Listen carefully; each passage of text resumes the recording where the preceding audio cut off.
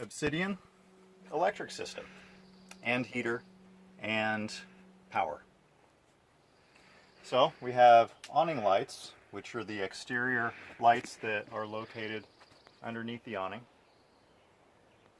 We have interior lights, which are all the cabin under cabinet lights. We have the water pump, which turns on the water pump and works when especially well whenever there's actually water inside the water tanks. If the water pump, if you hear that running for a period of time and it keeps on running, that's because there's air in the lines. So just make sure to cycle some water through until the water pump doesn't run any longer.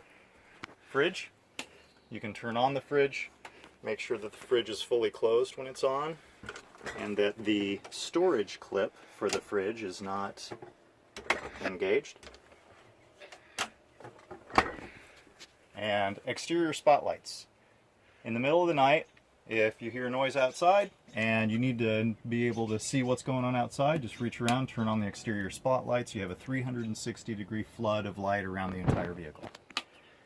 Circ fan is this fan here. It's kind of loud and noisy.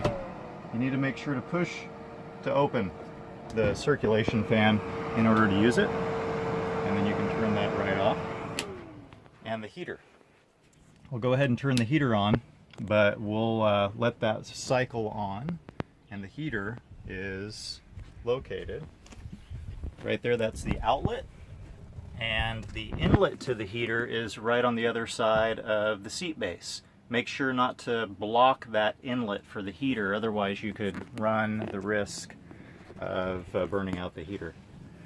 This is the solar control module. It tells you how much juice you have on your battery. And this is the power for all of the circuits for the household plugs. And you'll see that green light come on as well. If you turn off the inverter, then you do not have power to these plugs any longer.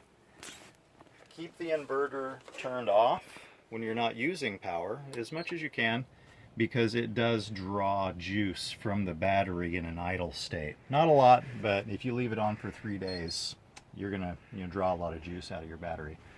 The heater has come on. So right now it is currently selected at heater. Right now it's currently selected at fan. I can select fan and turn the fan on, and what that's doing is just turning the fan to the heater on, but it's not heating anything, unfortunately. You're just going to get air coming out of that, and you may hear that in the video. I'll go ahead and turn the fan off. I just turned the fan off.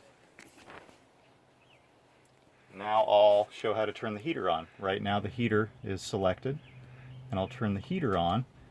The heater will stay on for 8 hours, and then it'll turn off automatically. So if you turn the heater on at 6 o'clock at night, it's going to turn off at about 2 o'clock in the morning, and you're going to get cold. Be aware of that. So it is currently set at 70 degrees of heat, which will fry you. 62 is plenty warm. It's just the way it is. I know 62 seems cold, but honestly, if you set it at 70 degrees, you will get toasted inside this fan. Try 60, 62 degrees, and it's going to keep you perfectly comfortable in the evening. Now, be aware that the heater exhaust is right here. When you operate the heater, make sure to close the side door. Otherwise, that exhaust port that's right under here that you can't see is going to blow diesel fumes into the cab of the engine, or into the cab of the car. And that'll be stinky, and no one likes that.